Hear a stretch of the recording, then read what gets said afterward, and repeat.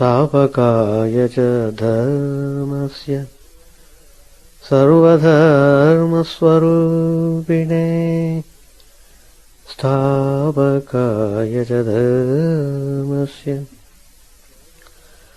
सर्वधर्मस्वरूपिणे अवतारवरिष्ठाय रामकृष्णाय ते नमः। असतो मा सद्गमय तमसो मा ज्योतिर्गमय मृत्योर्मामृतङ्गमय। Om Shanti Shanti Shanti. Let us offer our salutations to Sri Ramakrishna, the embodiment of all religions, the Supreme God incarnate. Let us pray to Him to lead us from the unreal to the real, to lead us from the darkness of ignorance to the light of knowledge, to lead us from death to immortality. We have been studying Gospel of Sri Ramakrishna, where the Master has given number of practical instructions on spirituality. In the last class,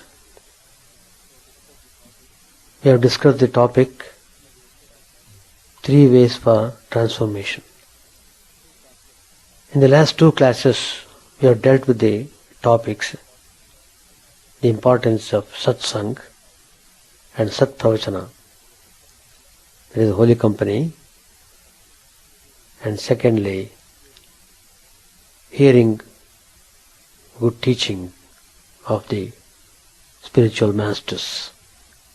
Today, I am taking the 3rd topic under the same headline, 3 ways for transformation, and that is Sarveshwara Chinta. So these 3, Satsang, Sat Pravachana, Sat Sarveshwara Chinta, are very important in our daily spiritual life for getting success in spiritual goal. Sarveshwara Chinta, that is thinking of the Lord of the universe. Lord of the universe. God is the Lord of the universe. Everyone looks upon God as the protector of the whole universe. So it is very important to think of the Lord of the universe. That creates very good impression on the mind, which help us to concentrate and meditate. Sri Ramakrishna said in the Gospel, the worldly minded people, they practice no doubt devotions, japa and austerity only by fits and starts. But those who know nothing else but God repeat His name with every breath. Some always repeat mentally, Om Rama. Even the followers of the path of knowledge repeat Soham, Soham, I am He, I am He. He means Brahman. I am that Brahman. There are others whose tongues are always moving, repeating the name of God. One should remember and think of God constantly. That's very important message, instruction Sri Ramakrishna has given us in the Gospel.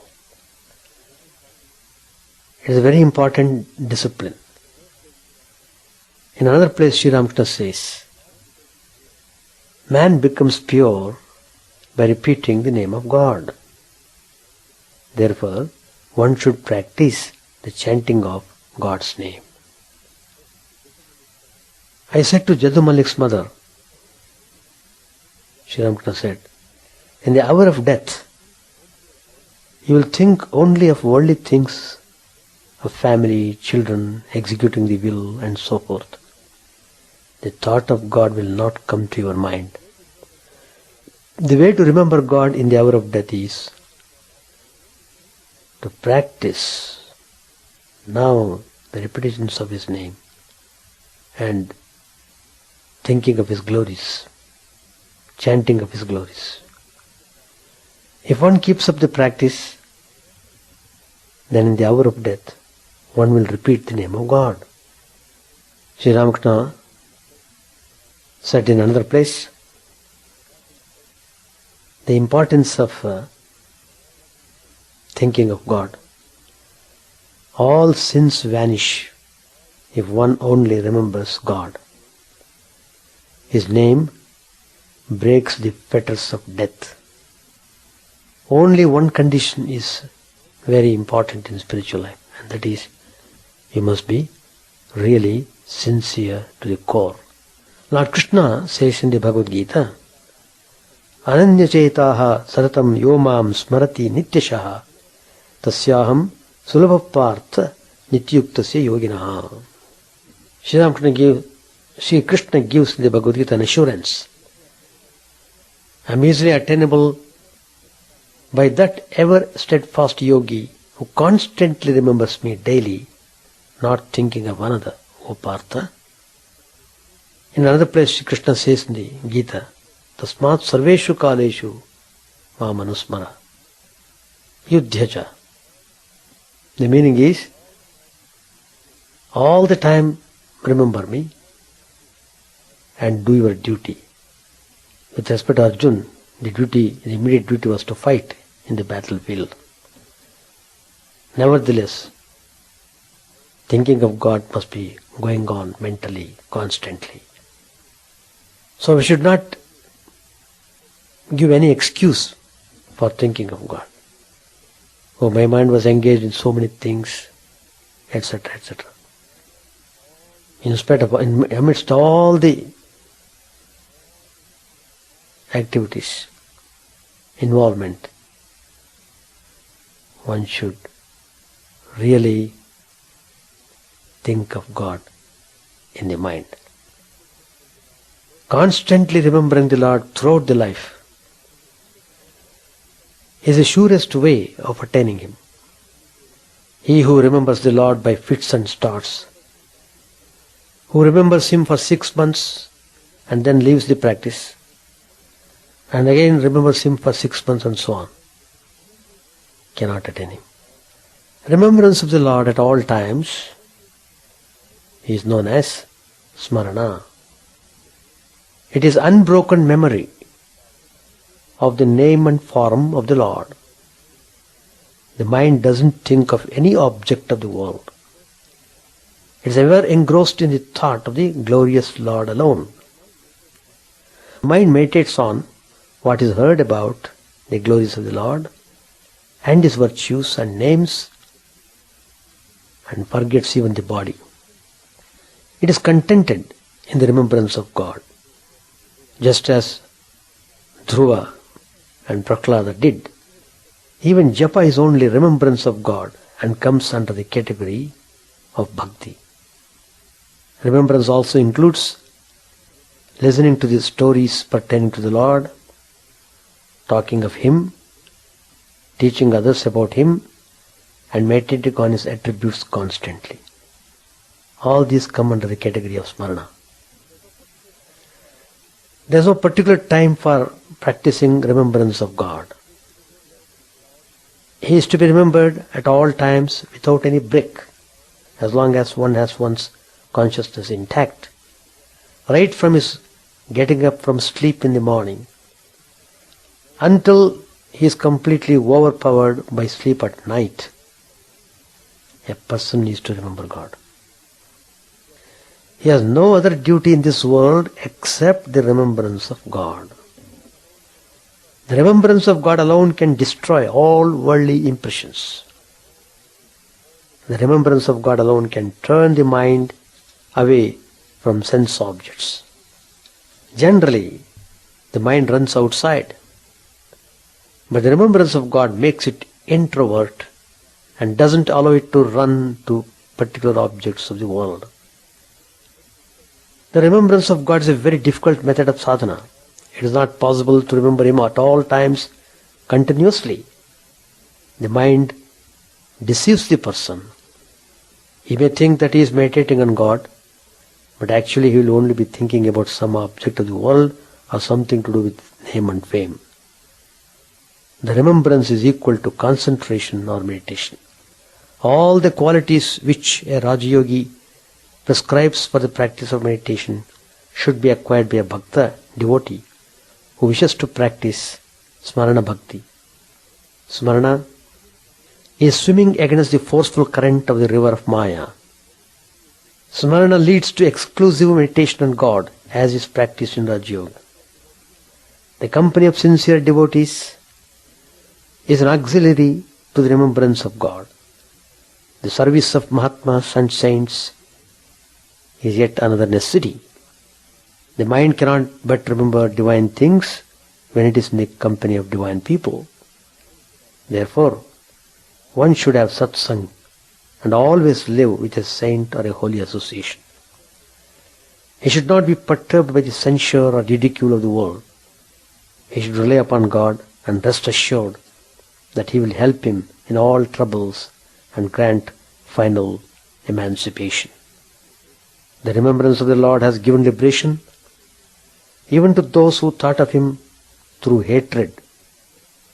Just as a worm, through its hatred and fear of the wasp, meditates on it and attains the state of the wasp. Haters of the Lord, like Kamsa and Shishupala, attain liberation through Vaira Bhakti. In that process they are constantly thinking of God. So, the point is, constant remembrance is the fruit of all the methods of sadhana. This is the most potent method and the most difficult also. A miser does not forget his wealth even while he is engaged in other duties. A lustful person doesn't forget his beloved at any time. A cow does not forget its calf even while it grazes. Even so, a worldly man, though he may be engaged in the duties of life, should practice the remembrance of God. Prahlada practiced the remembrance of God. He never forgot God at any time.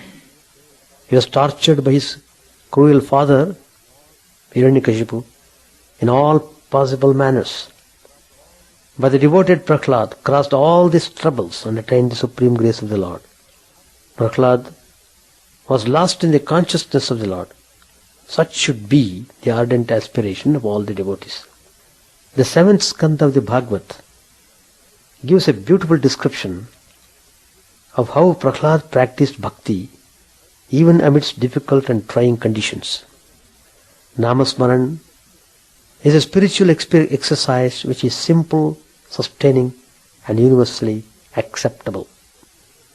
The name by which each person invokes the one God may be in any language.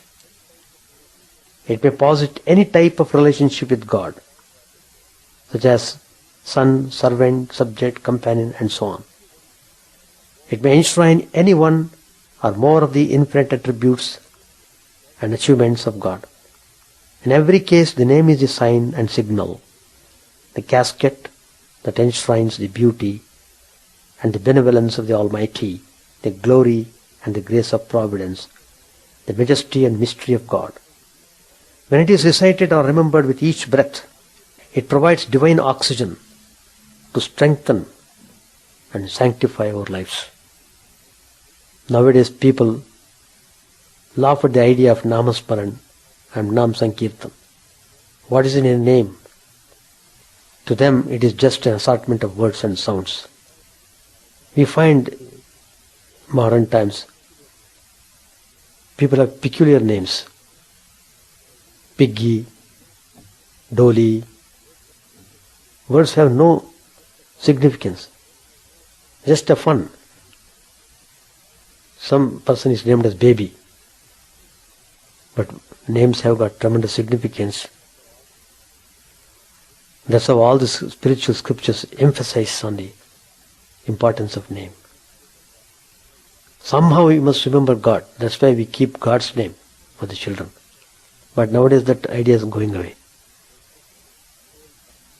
They think it is old-fashioned. In the modern times, we should not have such superstition. So people think it's a superstition to keep God's name. Anyway, it only shows how much people are engrossed in the worldly affairs. It takes time for them to realize the divine glory. Words have tremendous power. They can arouse emotions and passions, and they can calm them as well. They can direct, infuriate, they can inspire, they bring up reserves of strength and wisdom. Therefore, have faith in the name and repeat it whenever you get a chance or an opportunity. There is no cause to feel that only some divine names are powerful or that some are more powerful than others. Nothing like that. All God's names are equally powerful because all the names are His own names. That's why we say in the Purusha Sukta, Sahasra Shirisha Purushaha Sahasraksha Sahasrapat, like that. God has 1,000 heads, 1,000 foot, 1,000 eyes, etc. Meaning infinite. Consequently, everyone is most likely to like that divine name which appeals to him most. Some people like Mother Kali, some people like Durga, some people like Ganesha, some people like Shiva. It depends upon one's temperament and samskaras. But all gods are embodiment of purity and perfection. They refer to the same God. God has infinite names. So, one can have any form of God before his mind's eye for Namasmaran or Bhajan. We have it on the authority of the Shastras that in this Kali Yuga, in this modern age, one can attain moksha or liberation from bondage of mortal and miserable existence by singing the name of the Lord. Namasmaran is the only solution to life's problems in this age. In the Krita Yuga, it was dhyana, meditation. In the Treta Yuga, it was yajna, fire sacrifice. In the Dwapar Yuga, it was archana, or worship. In this Kali Yuga, due to the predominance of rajasic activity in man, it is not possible to engage oneself in meditation, yajna or worship. So, Namasmaran is declared the best means to cross the ocean of delusion. Other sadhanas like dhyana, yajna and worship would be fruitful in this age only when the divine name and its sweetness of love also merge in them. They give an example. For the bird in mid-ocean flying over the dark, deep waters,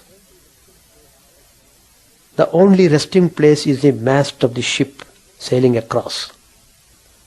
So too, the Lord is the only refuge for man. However far the bird may fly, it knows where it can rest. That knowledge gives it confidence. It has the memory of the mast steady in its mind. Its form is fixed in its eye. The name of the Lord is the mast for you. Remember it ever. Another special merit of Namasmaran, other sadhanas like yoga and tapas may awaken siddhis or occult powers in the sadhaka, who, blinded by the pride on that account, is likely to forsake the Lord and even let go the victory and spiritual strength won by that sadhana. No such dangers beset the path of Namasmaran, which develops prema or love in the devotee. Through prema, shanti is achieved. Once shanti or peace of mind is achieved, all other benefits are attained automatically. This extraordinary prema is far superior to the extraordinary power of yoga and tapas. Life is a pilgrimage. where man drags his feet along the rough and thorny road. With the name of the Lord on his lips, he will have no thirst. With the power of God in his heart, he will feel no exhaustion. The company of the holy will inspire him to travel in hope and in faith. The awareness that God is within every one of us, that he is ever near and never long in coming, will lend strength to his limbs and courage to his eyes. Recite the name with love and have the form fixed in the mind's eye. It's a lamp shedding light in the recess of your heart. It will drive away the inner darkness as well as the outer. Peace within and love without. That is the sign of the person engrossed in perpetual Namasmaran. The name of the Lord is like the effulgence of the rising sun. It dispels the darkness of delusion. It is as luminous, as universal, and as divine. Remember the power of that name, which when repeated by Prahlad, overpowered the hearts of the Asuras who tortured him. The children of the Asuras repeated the name along with Prahlad, and led by him, they began to sing and dance with joy, arming themselves with the name to defend their leader.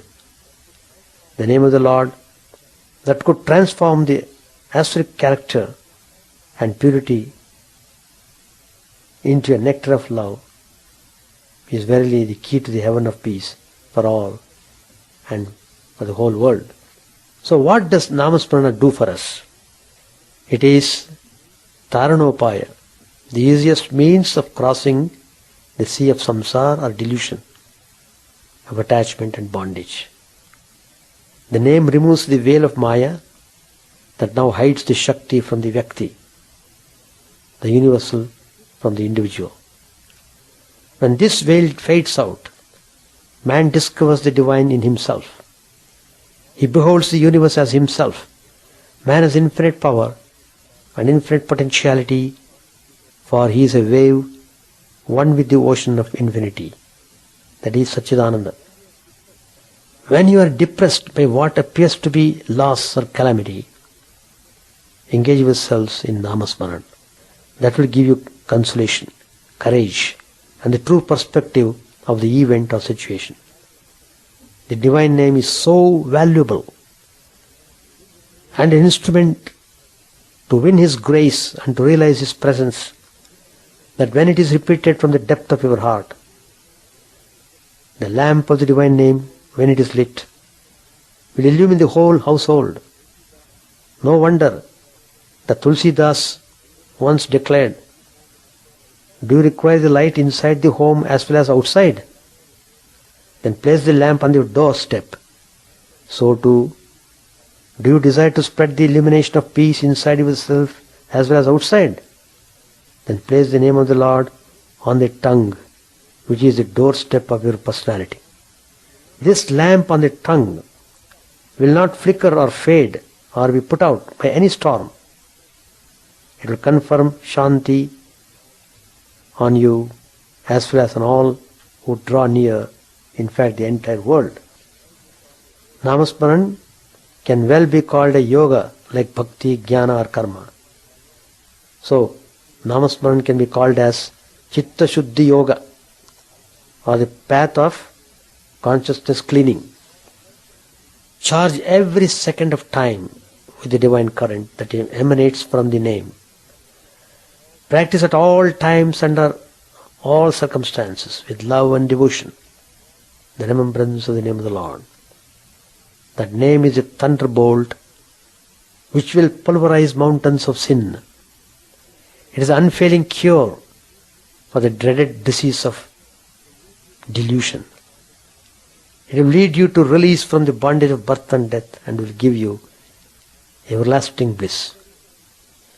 If there is anything sweeter than all things sweet to the senses, more auspicious than holy objects, it is the name of the Lord, because it is one with and inseparable from the Lord himself.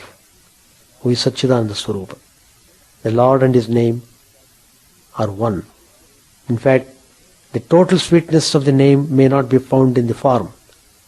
When the name of the flower rose is mentioned, its tender petals, deep color, and its fragrance spring to memory. Its thorns and the troubles one takes to pluck the flower are forgotten. Take another example. As soon as the name mango is mentioned, one is reminded of its juicy pulp, its incomparable sweetness and flavor. Instead, if an actual mango is placed in our hands, the doubt first arises in our mind whether it is sweet or sour. Then again one becomes aware of its skin, fiber, particular quality, etc. When the name alone is mentioned, these things do not bother us. Only its sweetness comes to mind. Similarly, in the case of the divine form, there is a chance of awe mixed with respect and even fear eclipsing our love, which sweetens the remembrance of God. It's only the sweetness in the divine name that makes our life worthwhile. It also helps us to attain the goal of life. It's only by always having the name on the tongue and in the mind that we conquer the influence of Maya or the delusion of the world. All the dualities of life, namely truth and untruth, right and wrong, are but the steps of the dance that Maya does before us. Therefore, Maya is called a Nartaki, that is, a dancer who entices the mind. To escape from being deluded and enticed by her, you must make recourse to the opposite of Nartaki. What is the opposite of Nartaki? Kirtan. Nartaki, Kirtan. By means of Kirtan, it is possible to win the grace of Madhava and escape the delusion of Maya. The sweetness of Namasmaran is best exemplified by Narad, Hanuman, Ambarish, Prahlad, Suradas, Tyagaraj, Meera, Tukaram, Tulsidas, so many others who tasted and drank the nectar of the name, Namamrita, and liberated themselves. Namasmarana was a boat by which they happily travelled across the sea of samsara, from the world of matter to the realm of the spirit, that is divinity. How does God's name acquire the power to drive away all the evil tendencies in the devotee's mind and the wicked passions in his heart? This is a very relevant question. As I already mentioned, words have power. Even ordinary words have tremendous power.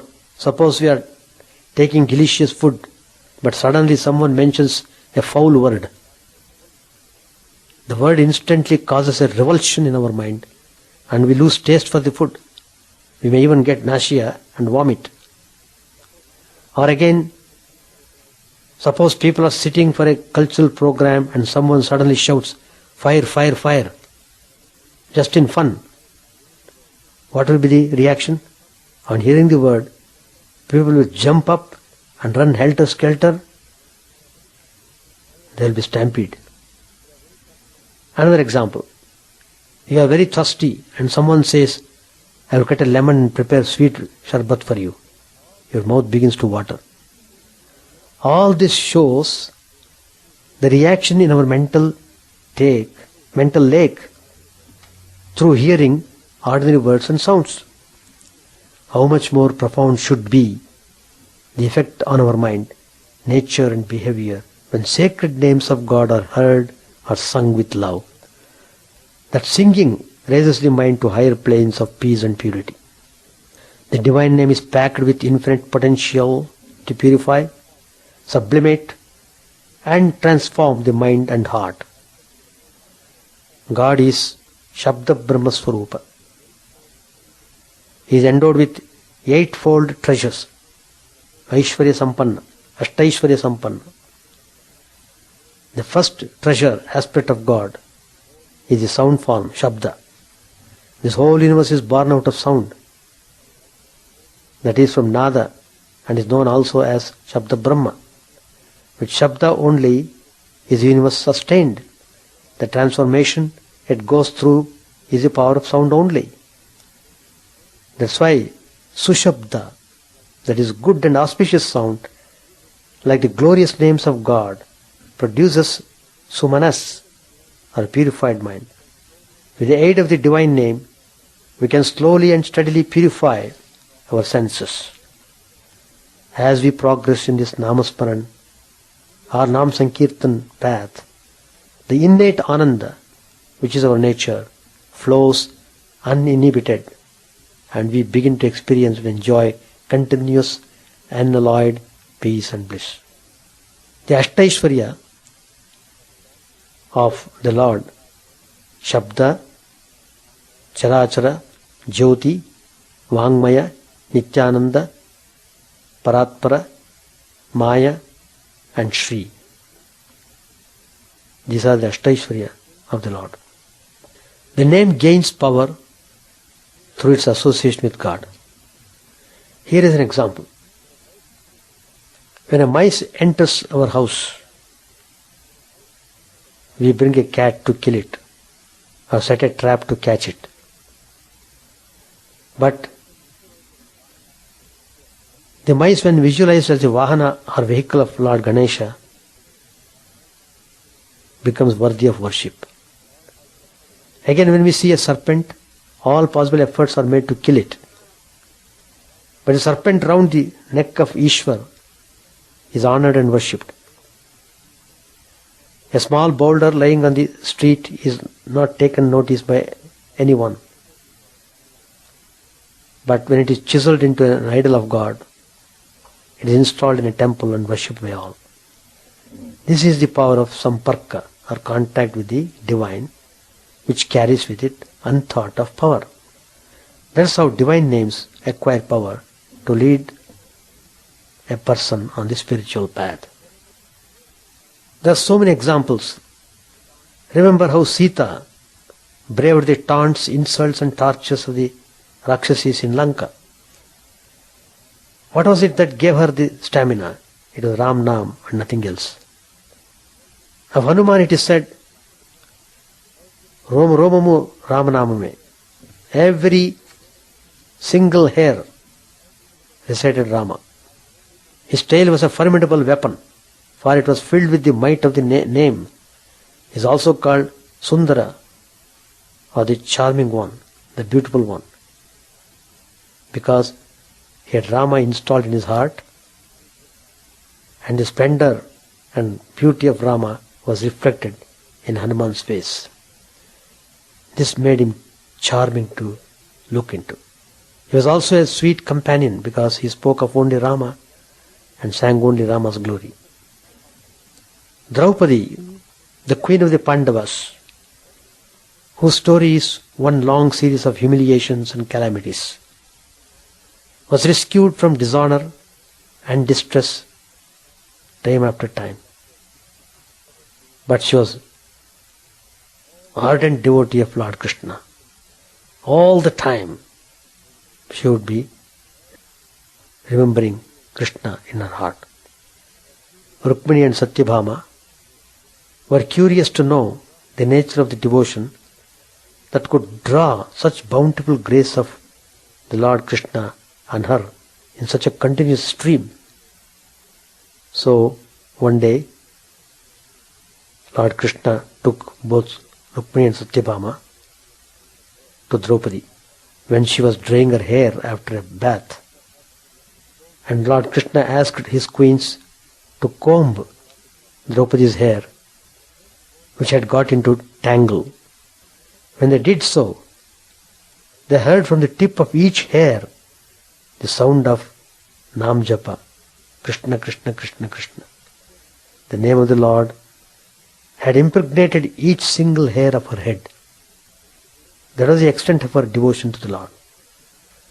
Tyagaraj, a great saint, started Nam Japa of Sri Ramchandra in his 20th year.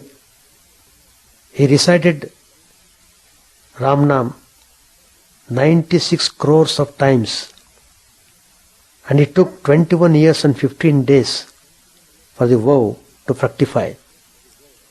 As a result, he had the darshan of Sri Ramchandra. The letters of the Nama had taken shape, he says about this experience. Meera, another great saint, drank the cup of poison with the name of Lord Krishna on her tongue, and it turned into nectar. Namasmaran saved Prahlad from the agony of torture. The elephants brought to crush him turned back when they saw the boy. Fire could not burn him. The rocks on which he was thrown from great heights could not bruise him. No poison could affect him. So that is the glory of the great Namasmaran. It's a tremendous, easy, wonderful spiritual practice. Only we should be willing to do that. We should be willing to live a spiritual life. We should be willing to get rid of from these clutches of the world. We should be willing to attain spiritual goal. Then Namasmaran is one of the best methods to follow. Let us stop here and continue same topic in the next class. So Sarveshwara Chinta, thinking of the Lord of the universe, that is most important discipline. It is discipline because the natural tendency of the mind is to run after the things, but we must be watchful and try to fix the mind again and again on the divine name. In Raj Yoga it is called Pratyahara. Whenever the mind goes out, bring it back. Don't grumble simply. Oh, my mind is like this, my mind like... There is no end for that. All this grumbling the mind creates because of our own actions done previously. So instead of grumbling, use that time for repeating God's name. Then everything becomes alright. Gospel of Sri Ramakrishna, page 964. Shashi said, Kali said to the master, Kali means Vivekananda, what's the good of having joy? The bills are joyous. Savages are always singing and dancing in a frenzy of delight. Then Rakal said, Master replied to Kali. Sri Ramakrishna replied to Vivekananda, what do you mean? Can the bliss of Brahman be the same as worldly pleasure? Ordinary men are satisfied with worldly pleasure. One cannot enjoy the bliss of Brahman unless one completely rids oneself of attachment to worldly things. There is the joy of money and sense experience, and there is the bliss of God realization. Can the two ever be the same? The rishis enjoyed the bliss of Brahman. You see, Yam said, Kali nowadays meditates on Buddha. That's why he speaks of a state beyond bliss. Rakal said, yes, Kali told the master about Buddha. Sri Ramakrishna said to him, Buddha is an incarnation of God. How can you compare him to anybody else? As he is great, so too is his teaching great. Kali said to him, everything indeed is the manifestation of God's power, both worldly pleasure and the bliss of God are the manifestation of that power. Yam said, what did the master say to that? Rakal replied, he said, how can that be? He is the power to beget a child. He is the power to beget a child, the same as the power through which one realizes God. Sri Ramakrishna was sitting in this room on the second floor. Narendra, Rakal, Shashi, Surendra, M. Bhavanath and other devotees were present. Dr. Mahendra Sarkar and Dr. Rajendra Datta were also there to examine him. His condition was growing worse. The house rent was between 60 and 65 rupees. Surendra bore most of the expenses and had rented the house in his name. The other household devotees contributed financial help according to their power. A cook and a maid had been engaged to look after the members of the household. Master said to Dr. Sarkar and the others, the expenses are mounting. Dr. Sarkar said, pointing to the devotees, but they are ready to bear them. they do not hesitate to spend money. To Sri Ramakrishna, Dr. Sarkar said, now you see gold is necessary. Master said to Narendra, why don't you answer? Narendra remained silent. Dr. Sarkar resumed the conversation. Dr. Sarkar said, gold is necessary and also woman.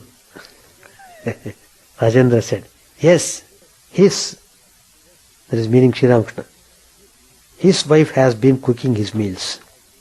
Dr. Sarkar said to the master, do you see? Master said smilingly, yes, but very troublesome. Dr. Sarkar said, if there were no troubles, then all would become Paramahamsas. Master said, if a woman touches me, I fall ill. That part of my body aches as if stung by a horned fish. Dr. Sarkar said, I believe that.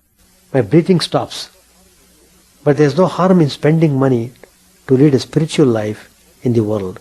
If one spends it, for instance, in the worship of God and the service of holy men and devotees. A man forgets God if he is entangled in the world of Maya through a woman. It is the mother of the universe who has assumed the form of Maya, the form of woman. One who knows this rightly doesn't feel like leading the life of Maya in this world. But he who truly realizes that all women are manifestations of the Divine Mother may lead a spiritual life in the world. Without realizing God, one cannot truly know what a woman is. Sri Ramakrishna had felt a slight improvement as a result of the homeopathic treatment. Rajendra said to the master, after getting rid of this illness, you must begin to practice medicine as a homeopath. Otherwise, what is the use of this human life? All love. Narendra said, nothing like leather. All love. To a cobbler, nothing in this world is as important as leather. A few minutes later, the physicians took their leave. Sri Ramakrishna and Yam were engaged in conversation. The master was telling Yam how he felt about woman. Master said to Yam, they say I can't get along without woman and gold. They don't understand the state of my mind. If I touch a woman, my hand becomes numb. It aches. If in a friendly spirit I approach a woman and begin to talk to her, I feel as if a barrier had been placed between us. It is impossible for me to cross that barrier. If a woman enters my room and I am alone, at once I become like a child and regard her as my mother. As M listened to these words, he became speechless with wonder at Sri Ramakrishna's exalted state of mind. Bhavanath and Narendra were sitting at a distance, talking together. Bhavanath had married and was trying to find a job, so he could not visit Sri Ramakrishna frequently at Kasipur. He had said to Yam, I understand that Vidyasagar wants to start a new school. I have to earn my livelihood. Will it be possible for me to secure a job in that school? The master was much worried about Bhavanath being entangled in worldly life. Bhavanath was 23 or 24 years old. Master said to Narendra, give him a lot of courage.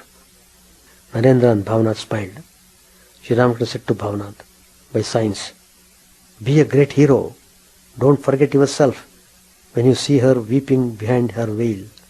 Oh, women cry so much, even when they blow their noses. Narendra, Bhavanath and Yam laugh. Keep your mind firm on God. He who is a hero lives with a woman but does not indulge in physical pleasure.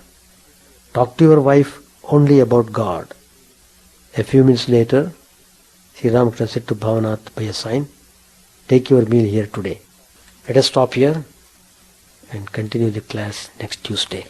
Chant the name of the Lord and His glory unceasingly, that the mirror of the heart may be wiped clean and quench that mighty forest fire, worldly lust raging furiously within. The old name streamed down in moonlight on the lotus heart, opening its cup to knowledge of thyself, O self, drown deep in the waves of His bliss, tasting His nectar at every step, bathing in His name that bath for weary souls. Various are Thy names, O Lord. In each and every name Thy power resides. No times are set, no rites are needful for chanting of Thy name. So vast is Thy mercy, how huge then is my wretchedness, who find in this empty life and heart no devotion to Thy name. O my mind, be humbler than a blade of grass, be patient and forbearing like a tree, take no honor to thyself, give honor to all, chant unceasingly the name of the Lord. O Lord and soul of the universe, mine is no prayer for wealth or retinue, the playthings of lust or the toys of fame. As many times as I may be reborn, grant me, O Lord, a steadfast love for Thee. A drowning man in this world's fearful ocean is Thy servant, O sweet one. In Thy mercy, consider him as dust beneath Thy feet. Oh, how I long for the day when an instant's separation from Thee, O Lord, will be as 1,000 years, and my heart burns with its desire, and the world without Thee is a heartless void. Prostrate at Thy feet let me be, in unwavering devotion, neither imploring the embrace of Thine arms, nor bewailing the withdrawal of Thy presence, though it tears my soul asunder. O Thou who stillest the hearts of Thy devotees, do with me what Thou wilt, for Thou art my heart's beloved, Thou and Thou alone.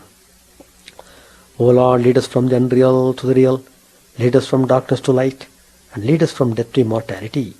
May all be free from dangers, may all realize what is good, may all be actuated by noble thoughts, may all rejoice everywhere. May all be happy, may all be free from disease, may all realize what is good, may none be subject to misery. May the wicked become virtuous, may the virtuous attain tranquility, may the tranquil be free from bonds, may the freed make others free. May good betide all people, may the sovereign righteously rule the earth, may all beings ever attain what is good, may the worlds be prosperous and happy, may the clouds pour rain in time, may the earth be blessed with crops, may all countries be freed from calamity, may holy men live without fear. May the Lord, the destroyer of sins, the presiding deity of all sacred works, be satisfied. For, He being pleased, the whole universe becomes pleased. He being satisfied, the whole universe feels satisfied.